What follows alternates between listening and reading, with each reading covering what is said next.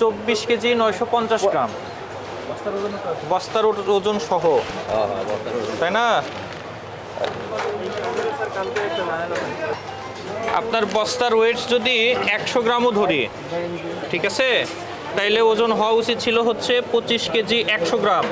এই যে বস্তা সহ মাঠে কোম্পানির আমি মোবাইল নাম্বার আছে, কথা বলতে পারলেন। আপনার কাছে যখন এই বস্তাটা আমি পেয়েছি তখন এর লাইবিলিটিস আপনাকে নিতে হবে না, এগুলা আপনাদেরকে দায়িত্ব নিয়ে মেপে নিয়ে আসতে হবে, ঠিক আছে? আমরা তো আপনার কাছে কম পাইছি।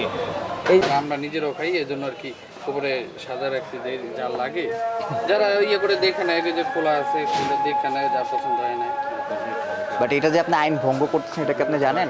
এই সরিষা তেল হচ্ছে বিএসটিআই 315টা ম্যান্ডেটরি প্রোডাক্টের মধ্যে একটা। এটা আপনি বিক্রয়, বিতরণ, উৎপাদন যাই করেন আপনার বিএসটিআই লাইসেন্স থাকতে হবে। আপনার কি বিএসটিআই লাইসেন্স আছে? এটার কোনো লেভেল নাই, এটাতে কী কী আছে, কী ম্যাটেরিয়াল আছে, এটার দাম কত, কিছু নাই। তাহলে মানে এটা উৎপাদন কবে হয়েছে, এটার মেয়াদ শেষ হবে কবে, কিছু নাই। তাহলে এটা মানুষ নিবে কেন? এটা আপনি মানুষকে বিক্রি করতেছেন, আপনি আইন ভঙ্গ করতেছেন। আপনি এটা বুঝতেছেন আপনি যে আইন ভঙ্গ করতেছেন? আপনি স্বীকার করতেছেন আপনি আইন ভঙ্গ করতেছেন? আমরা তো জানি না আসলে। জানবেন না কেন? সবসময় আমরা বিক্রিও করি না। এই যে এখন তো বিক্রি করতেছেন, রোজার মধ্যে আপনারা বেশি সচেতন হতে করা হবে। যাবে না, হ্যাঁ, ছোটখাটো বড় কোনোভাবেই করা যাবে না, আপনাকে নিয়মের মধ্যে থেকে ঠিক করতে হবে। না এটাতে দেখে। আচ্ছা এইটা একটু মাপি তো আমাদের ওই যে ইয়াটা দেন তো। এটা তোলেন। আমাদের এটা বিএসটি করা আছে। আচ্ছা এই মুড়িটা আপনারা কোথা থেকে এনেছেন? মুড়িতে এই মার্কেটে। এই তিনতলায় মার্কেটে? নাকি? এটা তিনতলায় থেকে এনেছেন?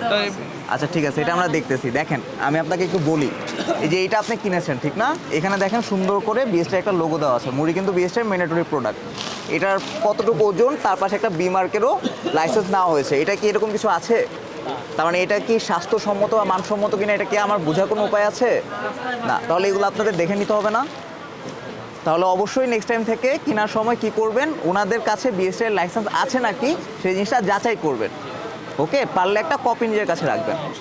এটা কি? আমরা বিএসটিআই থেকে এসেছি, এই মুড়িগুলো উৎপাদন কি আপনারা করেন? না না না, এগুলো আমরা মেল থেকে কিনে আনি, মেন থেকে আনেন। তারপরে হচ্ছে কি প্যাকেজিং আপনারা করেন? প্যাকেজিংও করি। প্যাকেজিং আমরা চাইলে আমরা বিক্রি করি, খোলা বিক্রি। তাহলে কি খোলা বিক্রি করেন? আচ্ছা, এটার যে উৎপাদনকারী প্রতিষ্ঠান ওদের কাছে কি বিএসটিআই লাইসেন্স আছে? মুড়ি কিন্তু 315টা ম্যান্ডেটরি প্রোডাক্ট বিএসটিআই, এটা তো অবশ্যই আপনাদের জানতে হবে। দেখাতে হচ্ছে। তারপরে এই যে ম্যাম এই যে এই মুড়িগুলা, এগুলা কোনো লাইসেন্স নেওয়া হয় না, বাট প্যাকেজিং ঠিকই করা হয়েছে। যেমন করে করা যায়। এই যে এই প্যাকেজিংটা কি আপনারা করেছেন? এগুলা কিনে এনেছেন? এই যে এটাও কিন্তু মানে বিএসটি এর কোনো লোগো নাই, এটা কিন্তু তার মানে কি হলো? এটা কিনে আনছেন ঠিক আছে, কিন্তু এই যে মেসার্স মনির ফুড প্রোডাক্ট, এটাই এইটা এই যে অ্যাড্রেসটা, এটা কোন জায়গা? এটা কারণ এখানে প্যাকেটের গায়ে এটা আছে না, তার মানে মুড়ি আপনি যেখান থেকেই নেন, আপনি যখন আপনার নাম দিলেন প্রতিষ্ঠানের এবং আপনার অ্যাড্রেস দিলেন, এই জিনিস এখন আপনার। হ্যাঁ, এই জিনিসে যদি কোনো কিছু থাকে এইটার দায় পুরোটাই আপনার। এখন আমরা দেখতে যাব না এটা কোথা থেকে এনে আপনি প্যাকেট করছেন। এখন আপনি যে এই প্যাকেট করেছেন, আপনি কি জানেন যে মুড়ির যে এটা প্যাকেট করে বিক্রয় বিতরণ করলে বিএসটি থেকে সনদ নিতে হয়, এটা টেস্ট করাইতে হয় ইউরিয়া আছে কিনা বা অন্যান্য যে ক্ষতিকর যে সমস্ত রাসায়নিক উপাদান এগুলো এটাতে আছে কিনা, ভাজার সময় এটা ব্যবহার হয়েছে কিনা, এটা যে কাস্টমার যে যাকে বিক্রি করতেছেন তার এটা জানার অধিকার আছে না? তাহলে জানার অধিকার যদি থাকে তাহলে আপনি কি এই সনদের জন্য বিএসটিতে কখনো গিয়েছেন? নিয়েছেন সনদ? এমনি অনেক আগে গিয়েছিলাম, অনেক আগে গিয়েছিলেন আর জান নাই?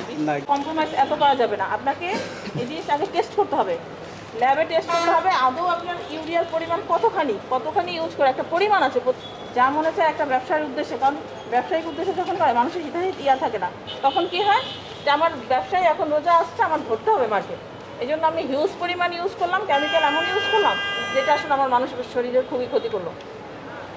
এটা তো কমন সেন্স, এটা তো বোঝার কথা, আপনাদের না বোঝার কথা না যারা আপনার ব্যবসার সাথে জড়িত।